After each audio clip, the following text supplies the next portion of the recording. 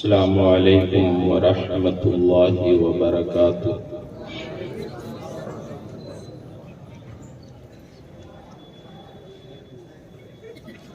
الحمد للہ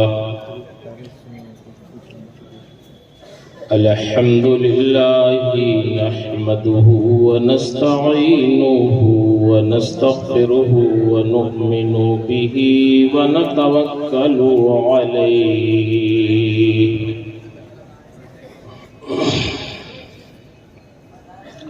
ونعوذ باللہ من شرور انفسنا ومن سیئات اعمالنا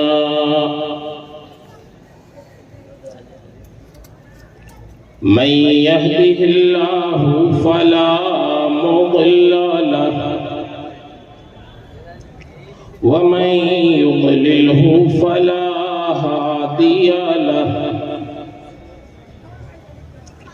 ونشهد أن لا إله إلا الله وحده لا شريك له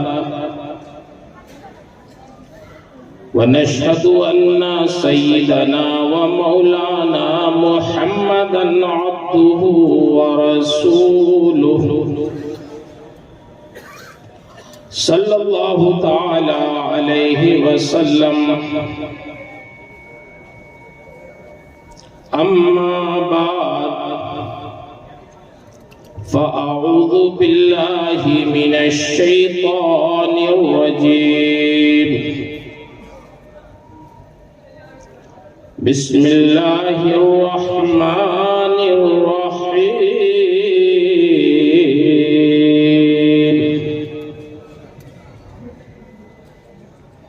فبأي آلاء ربكما تكذبان آمنت بالله صدق الله العظيم وصدق رسوله النبي الأمين الكريم ونحن على ذلك لمن الشاهدين والشاكرين والحمد لله رب العالمين۔ انتہائی عقیدت و محبت اور احترام کے ساتھ بارگاہ رسالت مآب صلی اللہ تعالی علیہ وسلم میں درود شریف کا نذرانہ پیش کریں۔ اللہم صلی علی سیدنا مولانا محمد معدن الجود والکرم وآلہ وبارک وسلم صلاۃ و سلاما علیک یا رسول اللہ صلی اللہ علیہ وسلم۔ معزز حاضرین سامعین، رب العالمین کا بے پناہ شکر اور اس کا احسان ہے کہ رب تعالیٰ نے ہمیں اور آپ کو آج کی شب میں یہاں اکٹھا ہو کر اپنے ذکر و شکر کی توفیق عطا فرمائی۔ اللہ تعالیٰ اس مجلس خیر کو قبول فرمائے اور اٹھنے سے پہلے اللہ ہم سب کی مغفرت فرمائے۔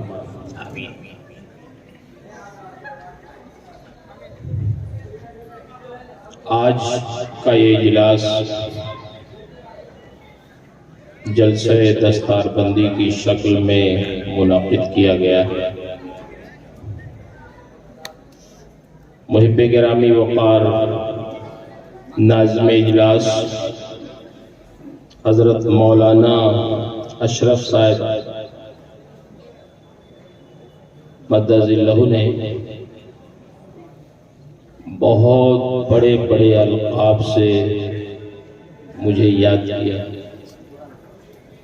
میں پہلے اپنی صفائی دے دوں یہ جتنے القاب میرے نام کے پہلے انہوں نے ذکر کیے ہیں اس میں اکثر القاب میرے اساتذہ کرام کے ہیں۔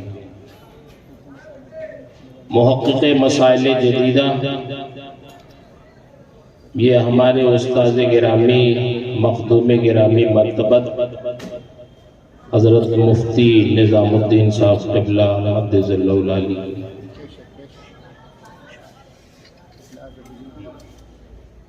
نئے نئے مسائل پر جو انہوں نے تحقیق کی ہے، اللہ انہیں جزائے خیر دے، وہ انہی کا حصہ ہے۔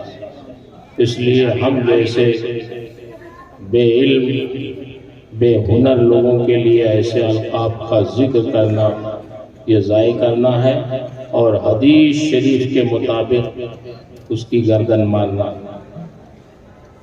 جس نے کسی ایسے لقب سے تعریف کی کسی کی جو اس میں نہ ہو تو اس نے تعریف نہیں کی بلکہ اس کی گردن مار دی، اور ہم لوگ اسی گردن مروانے پہ خوب خوش ہوتے ہیں۔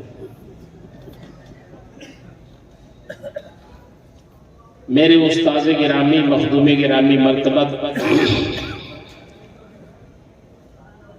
حضرت علامہ خیر الاسقیاء صدر العلماء محمد احمد مصباحی صاحب قبلہ مقدس اللہ العالی تشریف فرما ہے۔ اللہ نے جو خوبیاں حضرت کی ذات میں اکٹھا فرمائی ہیں وہ ایک تو نہیں، پوری جماعت کو اس کا اعتراف ہے۔ صرف ہندوستان ہی میں نہیں، ہند و پاک میں آپ کی نظیر ملنا ایک مشکل تھا۔ وہ جامعہ اشرفیہ کے ناظم تعلیمات ہیں اور وہ استاذ بھی ہیں، ایک زمانے تک صدر مدرس رہ چکے ہیں، جامعہ اشرفیہ کے سربراہ اعلیٰ جانشین حضور حافظ ملت شہزادہ حضور حافظ ملت حضرت مولانا عبدالحفیظ صاحب قبلہ مقدس اللہ العالی ہیں۔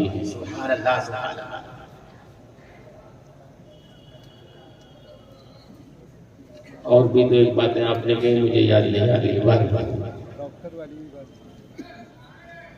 ہم جیسے لوگوں کے لیے تعارف کے لیے یہی کافی ہے کہ یہ ناچیز 1990 سے جامعہ اشرفیہ میں تدریسی خدمات انجام دے رہا ہے۔ تقریباً 32 سال ہو گئے۔ 32 سال میں ہزاروں طالب علم پڑھ کے دین کی خدمت کر رہے ہیں ہندوستان اور بیرون ہند۔ یہی ہماری سعادت کے لیے کافی۔ سبحان اللہ سبحان اللہ سبحان اللہ۔ آپ نے محبت میں کہا، اللہ آپ کو جزا دے، لیکن میں سمجھتا ہوں کہ کسی کا بھی تعارف کرانے کے لیے پہلے معلومات ضروری رہتی ہے۔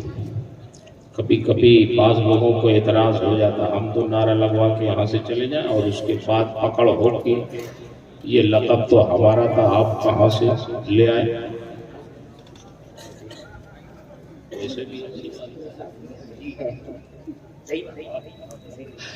جس کا جو ہے اسی کو دیا گیا۔ معزز حاضرین، ہماری اور آپ سب کی عزت دین کی خدمت سے، دین سے الگ ہو کر ہماری کوئی حیثیت نہیں۔ مجھے یاد آئی بات، امیر المومنین حضرت عمر رضی اللہ تعالی عنہ جب اپنے دور خلافت میں حج کے لیے گئے تو مکے سے پہلے ایک جگہ مقام دجنان ہے، جب وہاں پہنچے تو اپنے ساتھیوں سے کہا تھوڑی دیر کے لیے یہاں رک جاؤ۔ لوگوں نے پوچھا امیر المومنین کوئی خاص بات ہے؟ آپ نے فرمایا ہاں خاص بات ہے، اس سرزمین سے میری ایک یادگار وابستہ۔ ارشاد فرماتے ہیں یہی وہ جگہ ہے جب میں حالت کفر میں تھا تو اپنے باپ خطاب کے اونٹوں کو چرایا کرتا تھا۔ میرے باپ خطاب کے کل 5 اونٹ تھے، وہ 5 اونٹ بھی مجھ سے سنبھلتے نہیں تھے۔ میرے باپ کہتے عمر ان 5 اونٹوں کو ایک لائن سے کھڑا کر دو، تو وہ 5 اونٹ مجھ سے سنبھلتے نہیں تھے، ایک لائن میں وہ کھڑے نہیں ہوتے، ایک کو لگاتا دوسرا پدک جاتا، دوسرے کو لاتا تیسرا بھاگ جاتا۔ یہ 5 اونٹ بھی مجھ سے سنبھلتے نہیں تھے، اور میرے باپ خطاب کہیں چپکے سے کھڑے ہو کر مجھے دیکھتے رہتے تھے، اور جب سنبھلتے نہیں تھے تو آ کے پھر میری پٹائی لگاتے تھے۔ کہاں وہ زمانہ جب عمر سے 5 اونٹ نہیں سنبھلتے تھے حالت کفر میں، لیکن جب سے میں رسول اللہ کے دامن سے وابستہ ہوا تو اب میرا حال یہ ہے کہ کہاں مدینہ کہاں ایران، کہاں مدینہ کہاں شام، مدینے میں بیٹھ کر مدینے سے لے کے ایران اور شام تک کے لوگوں پر میں نگاہ رکھتا، میں ان کے فیصلے کرتا ہوں۔ سبحان اللہ سبحان اللہ۔ یہ سب صدقہ ہے ایمان سے متعلق ہونے اور مومن ہونے کا۔ پھر آپ دیکھیں حضرت عمر کی کسر نفسی بھی دیکھیں۔ ہم لوگ تو کوئی رائے کبھی دے دیتے ہیں تو ہم چاہتے ہیں کہ ہماری رائے پہ 100% عمل ہو جائے، نہیں عمل ہوتا تو ہم ناراض ہونے لگے۔ لیکن ہماری رائے کبھی صحیح ہوتی ہے کبھی غلط ہوتی ہے، لیکن عمر جب رائے دیتے تھے بارگاہ رسالت میں تو الموافق رائے بالوحی والکتاب، آپ کی رائے بارگاہ نبی میں جب دیتے تو آپ کی رائے وحی الہی کے مطابق ہوتی۔ قرآن مقدس میں تقریباً 40 سے زائد 18 واقعات تقریباً ایسے 40 سے زیادہ آیتیں ایسی ہیں جو حضرت عمر کی رائے بنا، لیکن ایسی شخصیت جن کا علم ایسا کہ رائے دے دے تو قرآن نازل ہو جائے۔ 18 آیتیں تو ام المومنین کی براءت میں نازل ہوئی ہیں، اس میں بعض کلمات وہ ہیں جو نازل ہونے سے پہلے حضرت عمر نے فرمایا بہتان و عظیم کا لفظ، اور وہی پھر قرآن میں نازل ہوئی۔ ایسی شان، مگر جب خلیفہ ہوئے،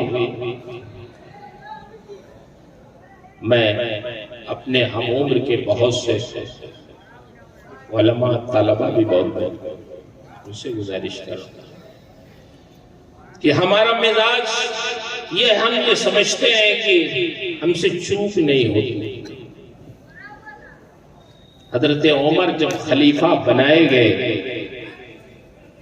تو آپ نے پہلی تقریر کی لوگوں میں کہ لوگوں میں تمہارے درمیان کتاب و سنت سے فیصلہ کریں۔ تو لوگوں نے کہا سبحان اللہ، آپ کتاب و سنت سے فیصلہ کریں گے تو ہم اس کی پیروی کریں گے۔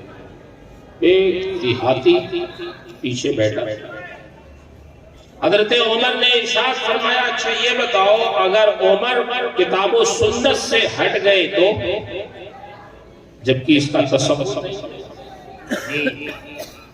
لیکن جیسے ہی انہوں نے کہا کہ اگر عمر کتاب و سنت سے ہٹ گئے تو پھر کیا ہوگا، تو پیچھے سے ایک دیہاتی आराबी जिसके कपड़े भी फटे थे, तलवार लटकाए हुए था, खड़ा हो गया और उसने कहा उमर जब तक किताब और सुन्नत से आप फैसला करेंगे तो हम सरे तस्लीम हम कर देंगे, लेकिन अगर जरा भी इधर उधर आप हुए तो फिर ये तलवार आपका फैसला।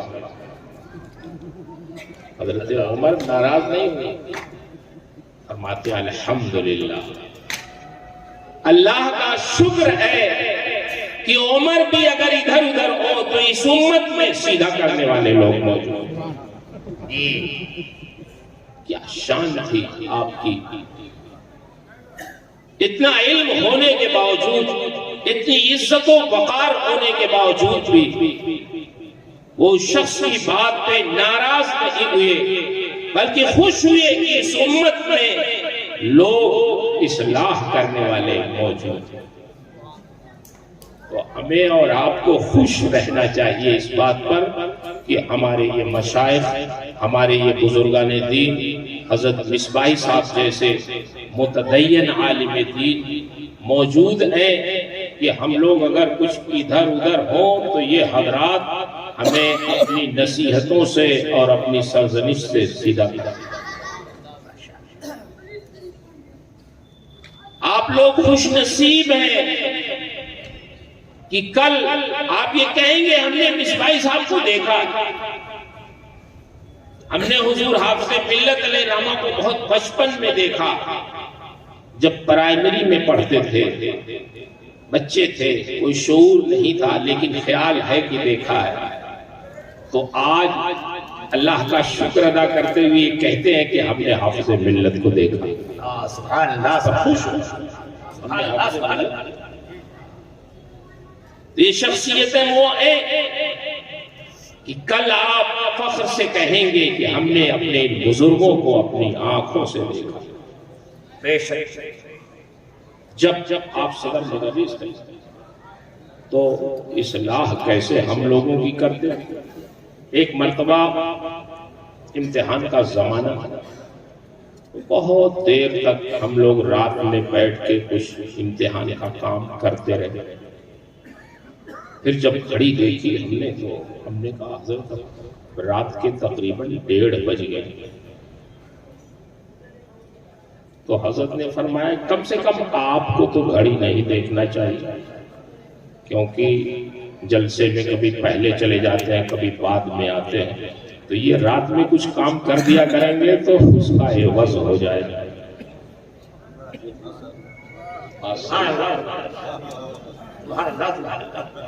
जलसों में कहीं जाना हुआ, कभी ट्रेन पकड़नी है, कभी कभी पहले जाना पड़ता है, कभी आते हैं तो कभी जाम में फंस गए, कभी ट्रेन लेट हो गई, कभी और कुछ मसला हुआ, 1 घंटा 1.5 घंटा 2 घंटा लेट हो गए।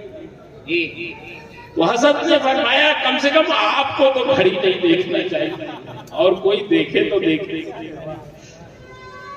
आप जो कभी लेट लतीफ आते हैं तो उसका ये बदल हो जाएगा।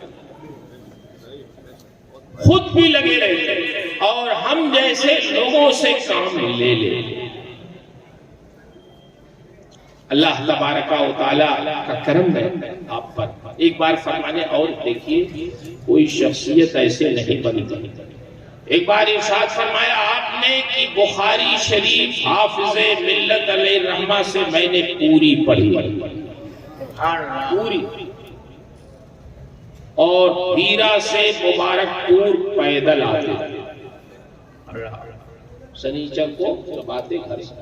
और फरमाया कि कभी सबक में पहली घड़ी में बुखारी रहती थी, लेकिन कभी पूरी बुखारी के दर्स में कभी नागा नहीं।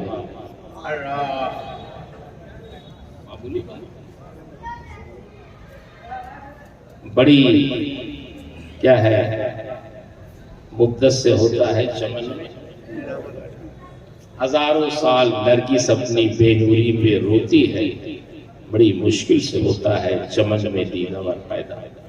अल्लाह ताला हमारे इन बुजुर्गों की उम्र में, सेहत में, फजल में बरकत अता फरमाए, इनका साए आतिफत दराज फरमाए। मुअज़्ज़ज़ हाज़रीन, आज का ये जलसा جلسہ دستار بندی ہے، حفظ کی دستار ہے۔ قرآن مقدس کی تکمیل کے اعزاز میں حضرت مولانا عبدالسلام صاحب قبلہ مدث اللہ العالی اور ان کے ارکان نے یہ مجلس منعقد کی ہے۔ قرآن مقدس کے تعلق سے میں چند باتیں عرض کروں۔ قرآن نبی کریم صلی اللہ علیہ وسلم کا سب سے بڑا معجزہ ہے، لیکن افسوس یہ ہے کہ اس زمانے میں قرآن کے معانی اور مفاہیم سمجھنا تو دور کی بات ہے، ہم اس کے آیات کی، ان کی عبارتوں کی، ان کے کلمات کی تلاوت سے بھی محروم رہتے ہیں۔ تلاوت بھی نہیں ہوتی۔ کبھی کبھی میں جلسوں میں جاتا ہوں، جب دیہاتوں میں یا کہیں ویسی بھی جگہ، تو عشاء پڑھنے کی کوشش کرتا ہوں کہ مسجد میں جاؤں اگر ٹائم رہتا ہے، جماعت ہو گئی تب بھی کوشش کرتا ہوں مسجد میں جا کے پڑھوں اگر قریب تو دیکھتا ہوں کہ یہ قرآن کہاں ہے رکھا ہوا، کہیں کہیں دیکھتا ہوں قرآن پہ گرد جمی ہوئی، تو اس سے سمجھ میں آتا ہے کہ یہاں کے لوگ تلاوت نہیں کرتے، جبکہ صحیح معنوں میں اعلیٰ حضرت ارشاد فرماتے ہیں کہ قرآن کے نزول کا مقصود اعظم اس کے مفاہیم کو سمجھنا اور اس پہ عمل کرنا۔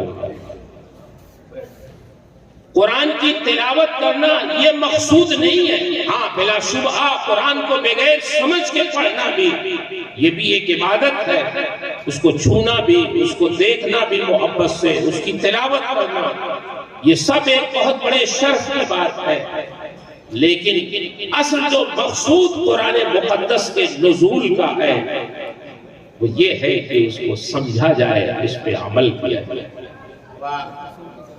آپ یہ سوچتے ہوں گے قرآن تو عربی میں ہے، عربی ہماری زبان نہیں ہے، ہم کیسے قرآن کو سمجھیں گے؟ کیا مطلب؟ آپ کا بیٹا اگر انگلینڈ میں رہتا ہے، یورپ میں رہتا ہے، امریکہ میں رہتا ہے، وہاں سے انگریزی میں اگر وہ خط لکھ کے آپ کو بھیج دے اور آپ انگریزی نہ جانتے ہو تو کیا اپنے اس بیٹے کے خط کو طاق پر رکھ دیں گے اور یہ کہہ کے رکھ دیں گے کہ یہ تو انگریزی میں لکھ دیا ہے، ہم تو انگریزی جانتے ہی؟ آپ مجھے بتائیں کیا کوئی بھی باپ اپنے بیٹے کے خط کو یا والدین میں سے کوئی بھی اپنے بیٹے کے خط کو جو انگریزی میں ہو کیا وہ طاق پہ رکھ دے گا؟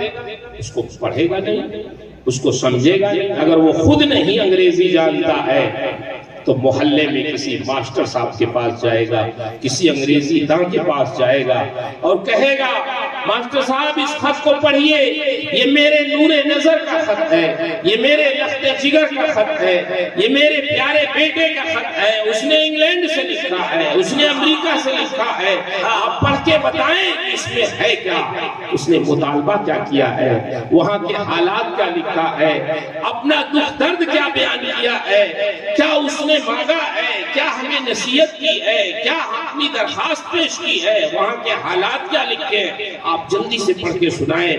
جب تک کوئی پڑھ کے سنانے والا ماں باپ کو پڑھ کے سنا نہیں دے گا اس خط کو، ماں باپ کی روح کو سکون نہیں ملے گا۔ کیوں؟ اس لیے کہ ان کو اپنے بیٹے سے محبت ہے، بیٹے سے محبت ہے تو اس کے خط سے بھی محبت ہے، اس کے کلام سے بھی محبت ہے، اس کی تحریروں سے بھی محبت ہے کہ میرے بیٹے نے لکھا کیا ہے، اس کو سمجھا جائے، اس کا مفہوم سمجھا جائے، اس کی باتیں سمجھی جائیں، اس کے مطالبے کو سمجھا جائے، وہ کہنا کیا چاہتا ہے۔ آپ مجھے بتاؤ میرے بھائیوں، کیا ماں باپ کو جن کا اپنے بیٹے سے محبت ہے اس سے کہیں زیادہ اپنے رب سے محبت نہیں ہے؟ والذین آمنوا اشد حبا للہ، جو مومنین ہیں وہ سب سے زیادہ اپنے رب سے محبت کرتے ہیں۔ جب اپنے رب سے محبت ہے تو اس کے کلام سے بھی محبت ہونی چاہیے۔ لاؤ دیکھیں ہمارے رب نے یہ کلام ہماری ہدایت کے لیے نازل کیا ہے، لاؤ دیکھیں اس میں ہے کیا، اللہ نے کیا مطالبہ کیا ہے ہم سے، کن چیزوں سے منع کیا ہے، کن چیزوں کا حکم دیا ہے، پرانی امتوں کے قصے کیا بیان فرمائے ہیں، کون کون سی نصیحتیں اس نے کی ہے رب العالمین نے، اور کیا مسل بیان کیے ہیں، پرانی امتوں کے واقعات کا ذکر کیے ہیں۔ قرآن میں سب کچھ ہے لیکن ہم سمجھنا ہی نہیں چاہتے۔ اپنی نعمتوں پر شکر ادا کرنے کا حکم کتنا دیا ہے۔ آپ قرآن پڑھیں، سورہ رحمان پڑھیں، میں نے اس کی ایک آیت پڑھی ہے، فَبِأَيِّ آلَاءِ رَبِّكُمَا تُكَذِّبَانِ۔ 31 مرتبہ اللہ نے اس میں اپنی نعمتوں کو یاد دلایا ہے، بہت صراحت کے ساتھ۔ سبحان اللہ، کہ میرے بندو میری کن کن نعمتوں کو تم جھٹلاؤ گے۔ سورہ رحمان میں اپنی نعمتوں کا بھی ذکر کیا ہے، اور پھر اپنی نعمتوں پر شکر ادا کرنے کے لیے آپ مفہوم دیکھیں، انداز دیکھیں قرآن کی اس آیت کا، لیکن ہم قرآن سمجھنا ہی نہیں چاہتے۔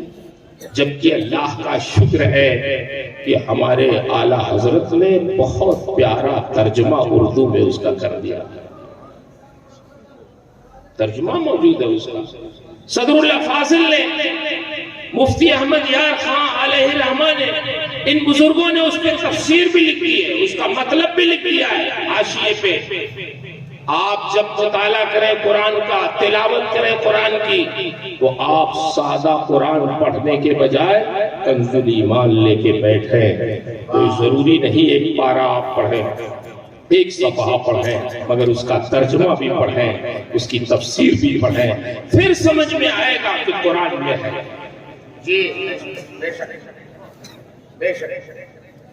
آپ سورہ رحمان کے بعد سورہ واقعہ پڑھیں، دیکھیں قرآن میں اللہ نے اپنی نعمتوں کا ذکر کس انداز میں کیا ہے، ہماری اور آپ کی تخلیق کے بارے میں کیا ہے۔